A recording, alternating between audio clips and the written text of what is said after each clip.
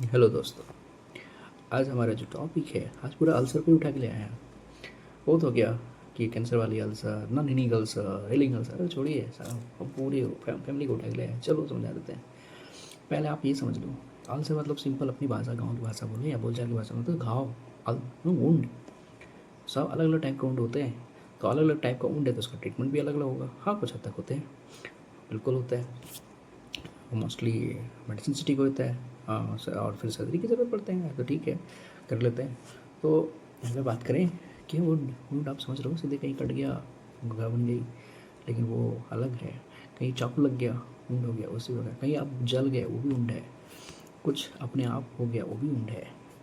अपने आप भी वुंड हो जाते हैं साहब, है। आप सुने होंगे कि पेट में घाव हो गया, कैसे हो गया।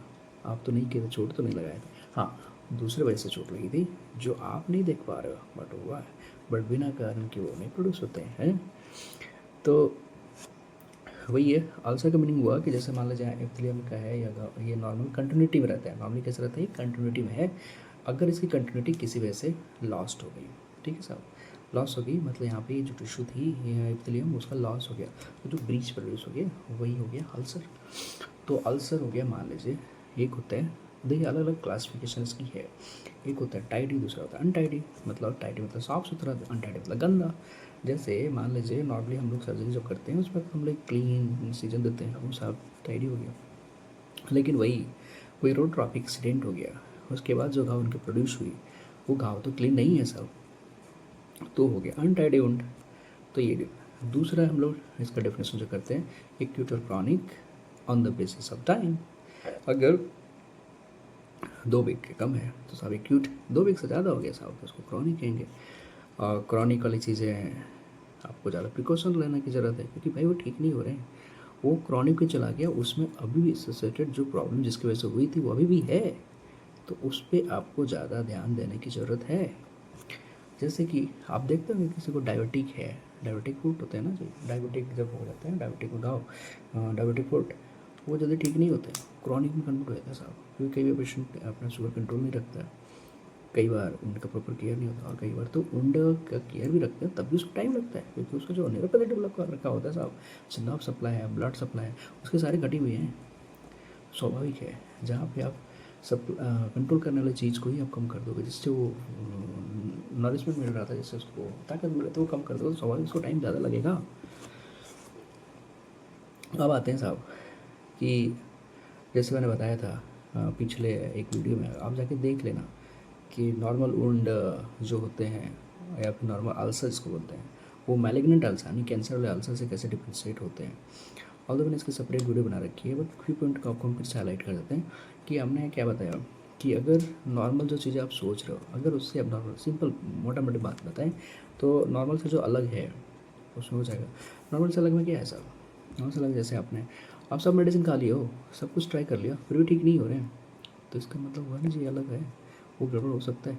दूसरा है कि नॉर्मल घाव दर्द होना चाहिए, भाई वो दर्द ही नहीं कर रहा है, क्यों दर्द नहीं कर रहा है, सोचने वाली चीज़ है ना। तीसरा अगर हम बात करें कि ठीक है जी दर्द तो समझ आया, तीसरा अगर आप नॉर्मल घाव को देखोगे तो जल्दी खून नहीं निकलेगा, उतना ब्लीड नहीं करेगा, बट इसको छूते ही ब्लीड हो रहा है, ऐसे भाई क्या है, छुई मैया क्या, हाँ, इसका मतलब कुछ तो गड़बड़ है। चौथा, हार्ड है, नॉर्मल घाव हार्ड जल्दी नहीं होते हैं, ये हार्ड है, इसका मतलब कुछ है। पांचवा, अगर एसोसिएटेड कुछ और भी सिम्टम मिल जाए, जैसे वेट लॉस है, पतला पतला दुबला हो गया, कैकाक्सिक हो गया, इसको हम लोग बोलते हैं साहब, पतले हो गए, खाना खा रहा है फिर भी शरीर नहीं लग रहा, और घाव एक पड़े हुए हैं, ये सारे फीचर के साथ वो घाव है, तो इसका मतलब कि वो हो सकता है। तो अगर हो सकता है तो इसको फिर ज़्यादा आपको ध्यान देने की ज़रूरत है।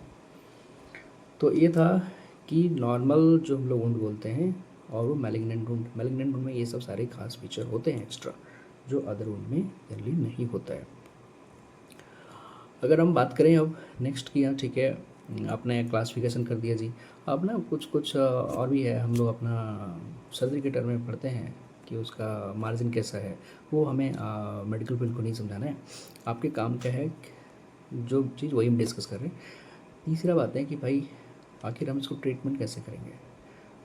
ट्रीटमेंट के लिए तो साहब डिपेंड करेगा, जैसे अगर क्लीन है, टाइडी वुंड है, तब तो सिंपल एक उसमें आपको पेन अगर हो रही है पेन किलर खाना है, साथ में एक एंटीबायोटिक, हाल दो एंटीबायोटिक भी रिकमेंडेड नहीं बट एंटीबायोटिक दे देते हैं, साथ में खा लीजिए साहब, ठीक हो जाएगा। ड्रेसिंग तो करना ही है क्योंकि वो तो कवर भी करना है ना। क्यों कवर करते हैं साहब? ड्रेसिंग का पर्पज़ है कि हमें जो ब्रीच हुई थी ना कंटिन्यूटी में, जो यहाँ कट गए थे, वो कटा हुआ पार्ट में बैक्टीरिया इजीली गुजर। पता है आपको हमारा बॉडी को सबसे पहले कौन बचाता है?